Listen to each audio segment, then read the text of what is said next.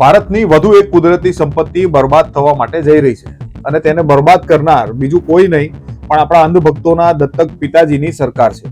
અને જે ખૂબસૂરત વિસ્તાર બરબાદ થવાનો છે તે છે ગ્રેટ નિકોબાર આઇલેન્ડ, ભારતનો સૌથી દક્ષિણમાં આવેલો ટાપુ. છેલ્લા 10 વર્ષમાં મોદી સરકાર દ્વારા ભારતનું અંદાજિત 16 લાખ હેક્ટરનું જે ગ્રીન કવર હોય છે, વૃક્ષોનું જે આવરણ હોય છે આ ધરતી ઉપર, તે કાપી નાખવામાં આવ્યું છે અને પોતાના મિત્રોને પધરાવી દેવામાં આવ્યું છે. જેના કારણે વિશ્વના 100 સૌથી વધુ ગરમ શહેરોની અંદર આપણા ભારતના 95 શહેર માત્ર ભારતના આવી ગયા છે. અને આ ભગીરથ કાર્ય કર્યું છે ભારતની મોદી સરકાર. શરમ કરો, શરમ કરો. આખા ભારતમાં અત્યારે આદિવાસીઓના જંગલનો સફાયો કરવામાં આવી રહ્યો છે, કેમ કે જંગલ નીચે જે દટાયેલો કોલસો છે, આ કોલસો અને ખનીજો કાઢવા માટે ટોટલ બધું જ કામ કાઢવા માટે ગુજરાતીઓને આપી દેવાનું. કેટલાક ગુજરાતીઓની પૈસા અને પાવરની ભૂખ એટલી બધી વધી ગઈ છે કે તેઓ હજારો વર્ષ જૂના જંગલો અને આદિવાસીઓનું કચ્ચરઘાણ કાઢી રહ્યા છે. અને આ નુકસાનની ભરપાઈ આપણે ક્યારેય નહીં કરી શકીએ. આ વિડીયોમાં હું જણાવીશ કે મોદી સરકારની મૂર્ખામીના કારણે આપણા ભારતની કેટલી કુદરતી સંપત્તિઓને નુકસાન થઈ રહ્યું છે અને આ નુકસાન કેટલું મોટું છે અને એના બદલામાં કોને કોને ફાયદો થઈ રહ્યો છે. કેવી રીતે શેઠિયાઓને ફાયદો કરવા માટે નિયમો અને કાયદાઓ તોડવામાં આવ્યા અને જેમાં ભારતના ન્યાયતંત્રએ પણ પાછું વળીને જોયું નથી સહયોગ આપવામાં. હકીકતમાં કોના ઘર ભરવા માટે થઈને આ સરકાર આંધળી બનીને આ રીતે ભારત દેશનું નુકસાન કરી રહી છે. ગુજરાતી તરીકે આપણે આ સમજવું ખૂબ જરૂરી છે અને જે ગુજરાતની ગોદી મીડિયા છે તે આવા મુદ્દાઓ ઉપર ક્યારેય વિડીયો નથી બનાવવાનો. એટલે મહેરબાની કરીને આ ચેનલને સબસ્ક્રાઇબ કરી લેજો, વિડીયોને લાઈક કરજો અને વિડીયો જોયા બાદ તેને શેર પણ કરજો.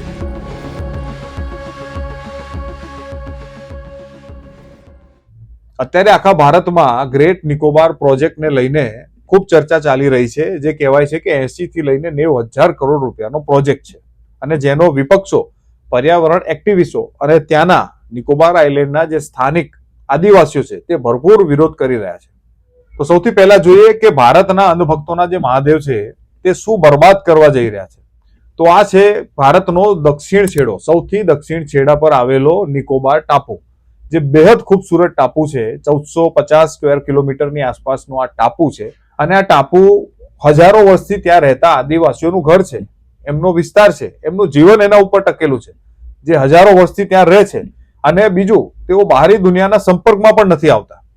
આ નાનકડો ટાપુ જ એમની દુનિયા છે, એમનું જીવન છે, જ્યાં હજારો વર્ષ જૂના સદા બહાર જંગલો આવેલા છે. કેટલીક દુર્લભ પ્રજાતિઓ ત્યાં વસે છે. ઇવન ત્યાં લેધરબેક નામના જે કાચબાની પ્રજાતિ છે, ત્યાં પોતાનું પ્રજનન માટે ઈંડા મૂકવા આવે છે એના કિનારાઓ ઉપર.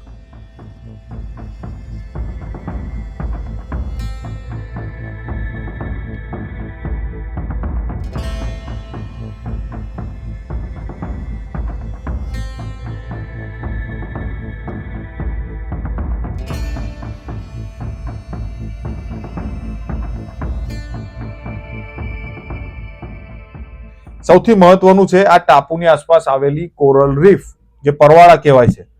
અને એટલે જ આ ટાપુને યુનેસ્કો દ્વારા બાયોસ્ફિયર રિઝર્વ જાહેર કરવામાં આવેલું છે. છતાં પણ સરકાર અહીં વિકાસના વાજા વગાડવા માંગે છે. અંધભક્તોના મહાદેવ કલાકાર નેતા આ ટાપુ ઉપર એરપોર્ટો, પોર્ટ, પછી સૈન્ય છાવણીઓ બનાવવા માંગે છે.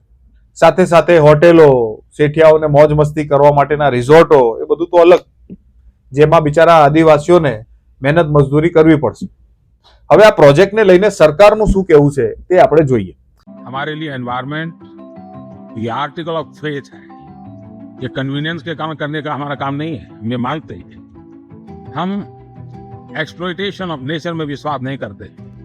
સૌથી પહેલા તો સરકારને એવી ગણતરી છે કે આ મલક્કા સ્ટ્રેટ કરીને, આ ટાપુની ત્યાંથી જ એક મલક્કા સ્ટ્રેટ કરીને એક જહાજી રસ્તો પસાર થાય છે, જ્યાં વિશ્વનો 40% ટ્રાફિક જ્યાંથી પસાર થાય છે જહાજોનો, અને એનો લાભ સિંગાપુર અને મલેશિયાના જે પોર્ટ છે તે લઈ રહ્યા છે.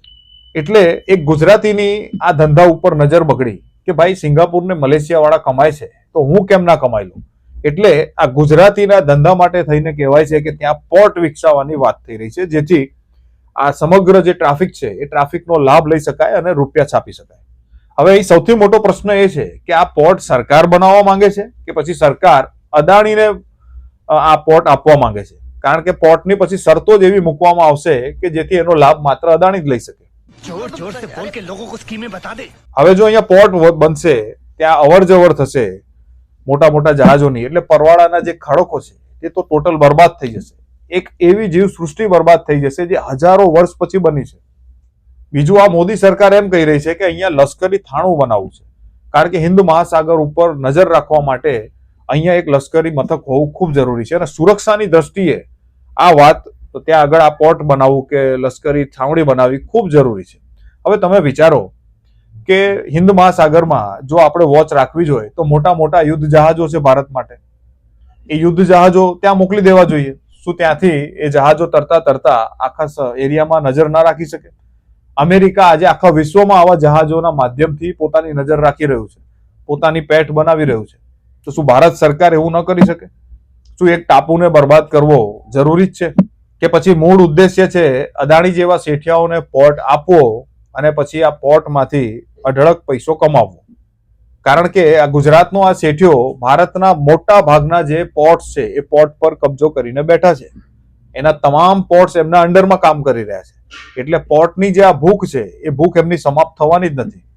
આ પ્રોજેક્ટ બનાવવા માટે થઈને સરકારે કેટલાય નિયમોનો ઉલાળો કરી નાખ્યો છે, કેટલાય કાયદાઓ તોડી નાખ્યા છે, એવો આક્ષેપ પર્યાવરણના જે એક્ટિવિસ્ટો છે એ લગાવી રહ્યા છે, ત્યાંના આદિવાસીઓ લગાવી રહ્યા છે, અને સાથે સાથે વિપક્ષ પણ લગાવી રહ્યો છે. રાહુલ ગાંધીએ તો ખુલ્લેઆમ કહી દીધું છે કે આ આખો ટાપુ માત્ર ને માત્ર અડાણી માટે થઈને બરબાદ કરવામાં આવી રહ્યો છે. સરકારે અહીંયા ઘણી બધી પ્રોબ્લેમો ઊભી કરી છે, અથવા તો કહેવાય ને કે નિયમ કાયદા તોડી નાખ્યા છે. એક તો પર્યાવરણની જે આકારણી હોય છે એમાં ઉતાવળ કરી છે. માત્ર બે વર્ષમાં જ આ પ્રોજેક્ટના જે હોય છે આકારણી એ પૂરી કરી નાખવામાં આવી, જ્યારે ખૂબ લાંબા સમય સુધી આને મોનિટર કરવો પડતો હોય છે, આના રિપોર્ટ્સ બનાવવા પડતા હોય છે, પણ એવું કંઈ જ કરવામાં આવ્યું નથી. સાથે સાથે જે ડેટા બનાવવામાં આવે છે EIA રિપોર્ટમાં, આ ટાપુ પર ઘણી દુર્લભ પ્રજાતિઓ છે અને પરવાળાના જે ખડકો છે એની વિગતોને અવગણવામાં આવી છે. મતલબ જાતે જ ડેટા બનાવી દીધો. પેલું કહેવાય ને કે ચોરે જાતે જ કેસ ફાઇલ કરી દીધો, તો પછી ગંભીર કલમો ક્યાંથી લાગવાની એના ઉપર? બસ એના જેવું જ અહીંયા થઈ રહ્યું છે. નિકોબારનું જે એડમિનિસ્ટ્રેશન છે ટાપુનું, એના ઉપર પણ ગંભીર આક્ષેપો લાગ્યા છે કે આદિવાસીઓની સંમતિ લેવામાં આવી નથી, અથવા તો પહેલા જે સંમતિ લેવામાં આવી હતી એ સંમતિમાં એવું થયું કે જે શરતો બતાવવામાં આવી હતી તે હળવી હતી.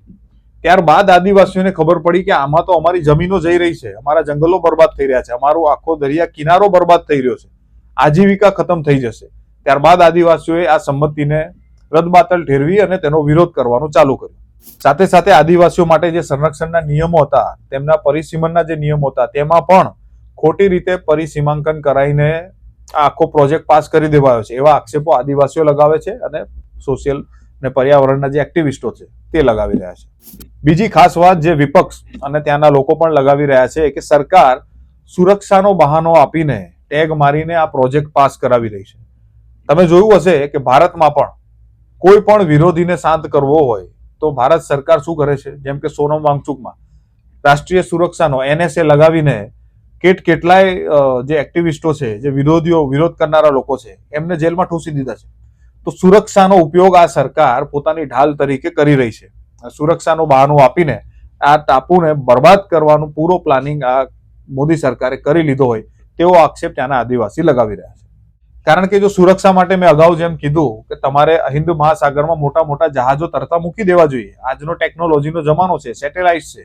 જરૂરી નથી કે ટાપુ બગાડીને બરબાદ કરીને ત્યાં સૈન્ય થાણા બનાવવા. તમે ટેકનોલોજીનો ઉપયોગ કરીને પણ આ કામ કરી શકો છો. સરકાર એવું પણ કહે છે કે ભાઈ ત્યાં જે જંગલો કપાશે એ જંગલોના બદલામાં અમે હરિયાણામાં જંગલ નવું ઊભું કરીશું.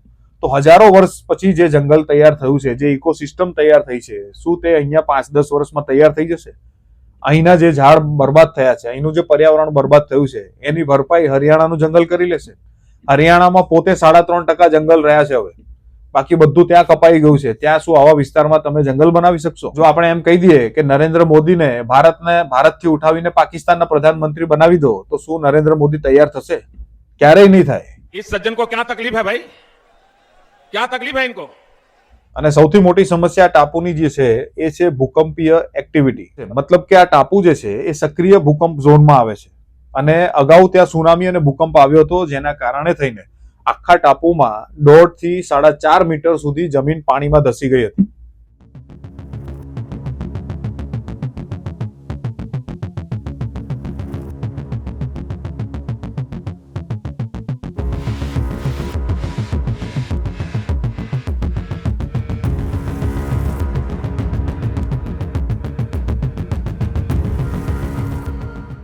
હવે આ જોખમને ટાળવા માટે સરકાર એમ કહી રહી છે કે અમારી પાસે તો આધુનિક એન્જિનિયરિંગ ટેકનોલોજી છે જેનાથી અમે આને નિપટી લઈશું. અરે ભાઈ, તમારી સરકાર જે એક્સપ્રેસ હાઈવે બને છે એ ઉદ્ઘાટન પહેલા એમાં ગાબડા પડી જાય છે. ઉદ્ઘાટન પહેલા તમારી ટાંકીઓ તૂટી પડે છે. તો તમે શું આ ટાપુને બચાવી શકવાના એન્જિનિયરના નામથી? સાથે સાથે પ્રોજેક્ટને મંજૂરી આપવા માટે કોસ્ટલ રેગ્યુલેશન ઝોનના નિયમોમાં પણ રાતોરાત ફેરફાર કરવામાં આવ્યા હતા. આવો આક્ષેપ ત્યાંના આદિવાસીઓ લગાવી રહ્યા છે. હવે તમને શું લાગે છે કે સરકાર આ આદિવાસીઓની વાત માનશે? અરે ગુજરાતના ખેડૂતો બિચારા અહીંયા વિરોધ કરીને થાક્યા, એમને ટીંગાટોળી કરીને જેલમાં નાખી દીધા. આખા દેશમાં ઝારખંડ, એમપી, બિહાર, છત્તીસગઢ, ઓડિશા આદિવાસીઓ બિચારા ભરપૂર વિરોધ કરી રહ્યા છે, આંદોલનો કરી રહ્યા છે, એમને ઉઠાવીને જેલમાં નાખી દેવામાં આવે છે. શું એ સરકાર આ ટાપુને બરબાદ કરવામાં કોઈ કસર છોડશે? હવે મુખ્ય પ્રશ્ન એ છે કે અહીંયા સરકારને આટલી બધી ખંજવાળ કેમ છે વિકાસ કરવાની? એનું કારણ એ છે કે અહીંયા મોટા મોટા પોર્ટ, રિઝોર્ટો બનાવાશે. જે પણ કામ થશે ને એમાં તમે જોજો કોન્ટ્રાક્ટ મળશે અદાણી અને તેની જે મિલીભગત કંપનીઓ છે એમને મળશે. અને આ કંપનીઓમાં મોટા ભાગનું રોકાણ વિદેશમાં આ જે બ્લેક રોક જેવી સંસ્થાઓ છે આ સંસ્થાઓનું છે. એટલે આ લોકો માટે નફો સૌથી મહત્વની વસ્તુ છે. ભલે ભારતની કુદરતી સંપત્તિ બરબાદ થાય, ભલે ભારતના આદિવાસીઓ બરબાદ થાય કે ભારતની જનતા ચૂસાઈને મરી જાય, એમને કોઈ લેવા દેવા નથી. એમને લેવા દેવા છે માત્ર નફાથી. અને આ નફો ચાલુ રહે એટલા માટે જ સરકારો આવા મોટા મોટા શેઠિયાઓ દ્વારા ફંડ કરવામાં આવે છે અને સરકારો બનાવવામાં આવે છે. અને એટલા માટે જ આવી પાર્ટીઓને મોટા મોટા ચૂંટણી ફંડ આપવામાં આવે. અને આવા ચૂંટણી ફંડ લઈને આ પાર્ટીના નેતાઓ આ દેશ સાથે ગદ્દારી કરી રહ્યા હોય છે, દેશદ્રોહ કરી રહ્યા હોય છે, દેશની સંપત્તિઓને બરબાદ કરીને, દેશની જે સમાજ છે, દેશની જે જનતા છે એને બરબાદ કરીને. આ વિષય ખૂબ જ ગંભીર છે. દરેક વ્યક્તિએ આનો વિરોધ કરવો જોઈએ અને લોકો સુધી આ બાબત પહોંચવી જોઈએ. એટલે ગુજરાતના મીડિયા તો તમને આ બતાવશે નહીં, કોઈને નહીં બતાવે. એટલે બેટર છે કે આ વાતને દરેક ગુજરાતીઓ સુધી પહોંચાડો કે કેવી રીતે આ નેતાઓ અને શેઠિયાઓ ભેગા મળીને આ દેશની કુદરતી સંપત્તિને બરબાદ કરી રહ્યા છે અને ભારતની જનતાનો જીવ જોખમમાં નાખી રહ્યા છે.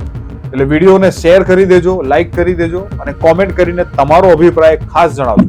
તો ફરી મળીશું એક નવા ટોપિક સાથે. ત્યાં સુધી જાગતા રહેજો અને જગાડતા રહેજો. જય હિન્દ.